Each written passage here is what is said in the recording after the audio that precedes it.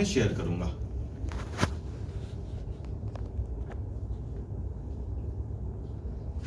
Mission channel operate करते हैं blue star के लिए। तो क्या होता है, जब हम लोग छोटे छोटे तालुका प्लेसेस हैं या देहात हैं, उसको निगलेक्ट करते हैं कि यहाँ कुछ सेल नहीं मिलेगा करके। लेकिन कोविड के ड्यूरेशन में या कोविड के बाद में ऐसा हो गया कि जो गवर्नमेंट ऑफिसर्स के बच्चे हैं या जिन्होंने घर में बैठ के एजुकेशन लिया ऑनलाइन में, वो लोग ऑनलाइन एजुकेशन के साथ साथ में छोटे छोटे बिजनेसेस रन करना सीख गए। जैसा जियो ने सब लोगों को टैब दिया 16-16 हजार रुपए में। आप अगर आप कोई पान सेंटर पे भी जाएंगे तो वहाँ टैब लगा हुआ है और वहां से आप कोई भी प्रोडक्ट परचेस कर सकते हैं, जैसे अमेजोन से आप परचेस करते हो।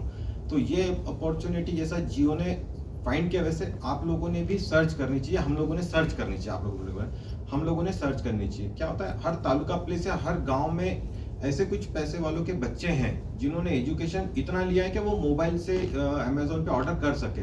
तो उनसे बाकी लोग भी सामान मंगवाते हैं और वो अपना पैसा उसको कमीशन जोड़ के अपना माल वहाँ बेचते हैं। मोबाइल इंडस्ट्री वाले इसको बहुत अच्छे से भली भांति जानते हैं। तो हम लोगों ने आइडेंटिफाई करना चाहिए कि हम लोगों के लिए रिटेलर कौन कौन काम कर सकता है।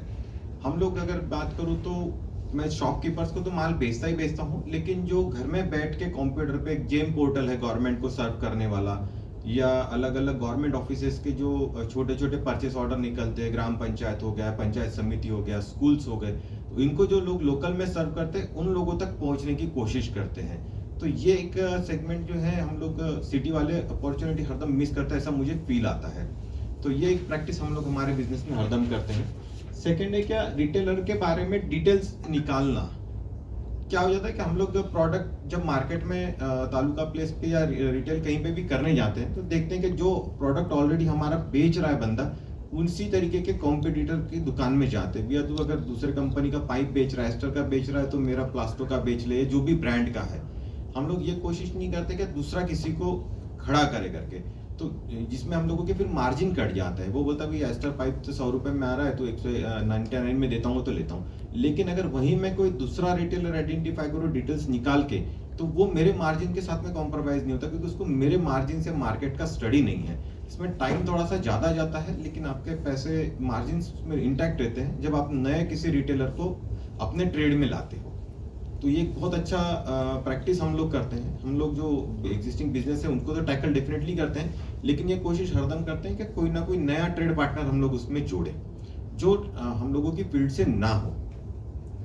सेकेंड है जो हम लोग मोटिवेट करते हैं सेल के लिए। हम लोग देखते हैं कि कोई किसी की शॉप पे चले जाओ, जैसे हम लोग कोई किराना शॉप में चले गए, किसी भी शॉप में चले, वो बोलता है ये प्रोडक्ट हम लोग नहीं बेचते, तो हमारे सेल्स टीम वाले बाहर आ जाते हैं, ऐसा जनरली देखा गया है। या अपने कोई शॉप पे आता है, बोलते हैं ये प्रोडक्ट चाहिए कि आपको, या प्राइस लिस्ट देने आता है, डीलरशिप देने आता है, तो वो हम लोग बोलते हैं ट्रेड में हम लोग डील नहीं करते, तो उसको वापस भेज देते हैं। लेकिन अगर हम लोग उसको कन्विंस करके प्रोडक्ट बिकवाए, तो वो बंदा अपने लिए बहुत अच्छे से यूजफुल तरीके से काम कर सकता है। जैसे अब हम लोग वाटर कूलर में डील करते हैं, वाटर कूलर आम आदमी बेचता नहीं है जनरली, लेकिन हम लोगों ने एक नया प्यूरीफायर सेगमेंट सर्च किया था, जिसमें पानी प्यूरिफायर होगा तो कहीं ना कहीं स्टोर होगा, तो उसको उस समय में वाटर कूलर लगेगा। तो हम लोगों ने प्यूरीफायर इंडस्ट्री वाले जितने भी थे जो छोटे छोटे प्यूरीफायर बेच रहे थे, वहां तक के हमारा नेटवर्क पहुंचा है। ना कि इलेक्ट्रॉनिक और टीवी फ्रिज बेचने वालों के पास तो था ही प्रोडक्ट, लेकिन इनके पास भी हम लोग हमारा नेटवर्क लेके गए।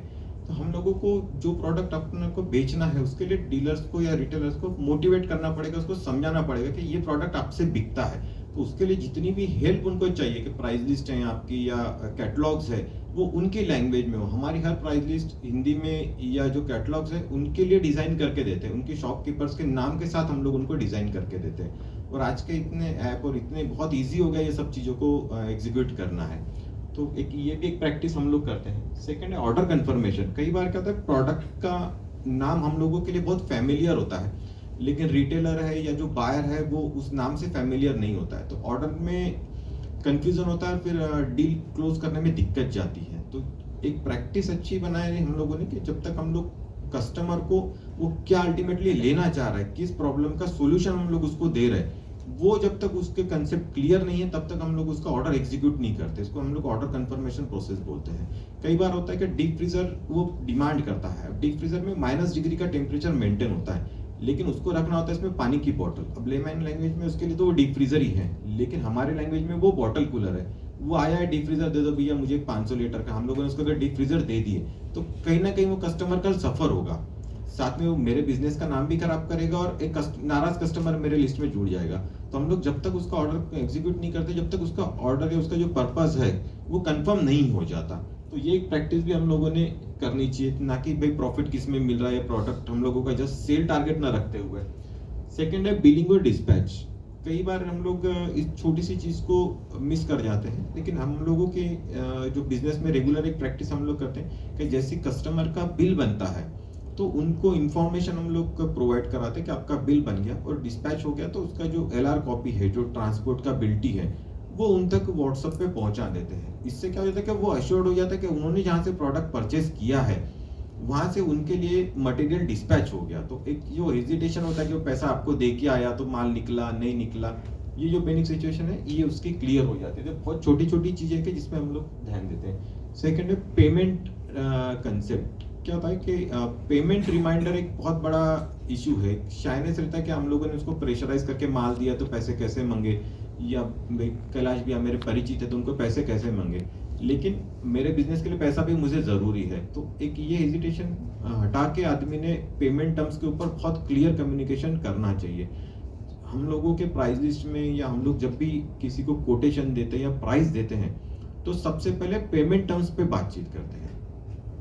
यानी हम लोगों ने इसके पहले भी एक देखा हुआ है कि मैं बताता हूँ। हम लोग रेट जब देते हैं तो उनको पहले ही 100% एडवांस बोलते हैं। जैसे मैं उनको 100% एडवांस वर्ड यूज करता हूँ तो उनके दिमाग में एक छाप छूट जाती है कि ये सबसे कम रेट देगा। तो ये प्रैक्टिस हम लोग हमारे बिजनेस में 100% करते हैं। किसी भी क्लाइंट को सर्व करना हो, बड़े से बड़ा हम LNT है या सोलर एक्सक्लूसिव, जितने भी बड़ी ब्रांड्स है इंडस्ट्रीज में, हम लोग सबको सर्व करते हैं। विदर्भ और छत्तीसगढ़ में हीरा इस्पात है, बड़े बड़े ब्रांड्स, लेकिन सबके साथ में पेमेंट टर्म्स पे बहुत पहले क्लियरली बात करते हैं, ताकि जब हम लोग 100% एडवांस से एक पर्टिकुलर पेमेंट की बात करते हैं तो हम लोगों को रेट जो दे रहे हैं उसका वैल्यू बढ़ जाता है। तो ये एक प्रैक्टिस भी हम लोगों ने रेगुलर करनी चाहिए। और डीलर को मोटिवेट और उसका बिजनेस ग्रोथ बताना है। हम लोग हमारे जितना डीलर नेटवर्क है या जो मुझसे माल लेके बेच रहा है, मैं उसके हर लॉस के अंदर पार्टनर मानता हूँ खुद को। मेरे नेटवर्क में 500 डीलर इन्होंने बताया, एक्चुअली मैं 750 डीलर तो केवल विदर्भ में सर्व करता हूँ और 250 डीलर मेरे पास में छत्तीसगढ़ में है। तो ऐसा कोई रिटेलर नहीं है कि जिसने कभी लॉस किया होगा 1000, 2000, 5000, कभी कोई कस्टमर का डैमेज हो गया, कोई इशू हो गया, तो उसके लॉस में मैं डेफिनेटली पार्टनर हूँ। मैंने उनका लॉस में 50% शेयर हरदम कंट्रीब्यूट किया है। तो आपको अगला डीलर को यही देखना है कि ये आपका ब्रांच ऑफिस है। मैं किसी भी रिटेलर या किसी भी मेरे से जो मेरा प्रोडक्ट बेच रहा है वो मेरा एम्प्लॉय समझ लीजिए, मैं एम्प्लॉय बोल दूंगा उसको, जो मेरे लिए, क्योंकि वो बेचेगा तभी मैं पैसा अर्न करने वाला हूँ। तो ये एक प्रैक्टिस हम लोगों ने बहुत स्ट्रिक्टली फॉलो की है कि जितने भी हमारे रिटेलर्स है या डीलर्स है उनके लॉस में हम लोग पार्टनर है। उनके यहाँ पे कोई भी माल ऐसा रखा हुआ नहीं है कि जो उनसे नहीं बिक रहा है। अगर उससे नहीं बिक रहा है तो अल्टीमेटली मुझसे नहीं बिकेगा। तो वो बेचने के लिए मैं उनके साथ में हरदम खड़ा रहता हूँ। और सेकंड है क्या, हम लोग हरदम हमारे ग्रोथ का कैलकुलेशन लगाते कि मैंने मेरी बैलेंस शीट पे 20% ग्रोथ किया, 25 ग्रोथ किया। साथ ही साथ हमको उनकी बैलेंस शीट या उनको आपका प्रोडक्ट में कितना ग्रोथ हुआ ये बताना भी बहुत जरूरी है। तो हम लोग हमारे जितने रिटेलर्स हैं इनको हर साल बताते हैं कि लास्ट ईयर आपने मई महीने में हम लोगों के साथ में 10 लाख का बिजनेस किया था, उसमें ये 4 प्रोडक्ट थे, ये 6 प्रोडक्ट थे, तो इस साल मई महीने में आपको 6 की जगह पे 8 कर सकते हो। ये डिटेल डाटा आज कोई रिटेलर अपने आप से मेंटेन नहीं कर पाता, या वो आपके लिए नहीं मेहनत करेगा कि आप ब्लू स्टार का उसने कितना प्रोडक्ट बेचा था। तो ये हमको उनको देना है। तो ये एक प्रैक्टिस हम लोग बहुत स्ट्रिक्टली फॉलो करते हैं कि जब हम लोग उनके काउंटर पे जाते हैं तो पिछले बार का पूरा उसका हिस्ट्री साथ में लेके जाते हैं, जिससे वो मोटिवेट हो जाता है कि हाँ यार मैंने मई महीने में तो 10 बेचा, तो इस बार 12 बेच सकता हूँ। तो उसके दिमाग में एक चीज आ जाती है कि हाँ ये प्रोडक्ट भी मैंने लास्ट ईयर बेचा था। क्योंकि मैं अगर देखूँ तो बहुत आम आदमी के लिए यूज आने वाली चीजें मैं नहीं डील करता हूँ, लेकिन फिर भी एक अच्छी क्वांटिटी में डील करता हूँ, ऐसा बोलने में हरकत नहीं है। मैं सेकंड नंबर पे इंडिया में ब्लू स्टार के वाटर कूलर का सेल करता हूँ। आम आदमी वाटर कूलर से परिचित नहीं है, उन्होंने कहाँ मिलता है, कभी लेने का काम नहीं पड़ता। तो उन प्रोडक्ट को बेचने में भी आदमी को ये सब चीजों का काम। तो मुझे ऐसा लगता है कि जिनके पास में होम यूज के प्रोडक्ट है या एक आम आदमी के यूज के प्रोडक्ट है, ये इस तरीके के और कुछ प्रैक्टिस करेंगे तो डेफिनेटली बिजनेस ग्रो कर सकते हैं करके। ये मेरी एक छोटी छोटी रेगुलर प्रैक्टिसेस है कि जो मैं हमारे डिस्ट्रीब्यूशन चैनल को रन करने के लिए यूज़ करता हूँ।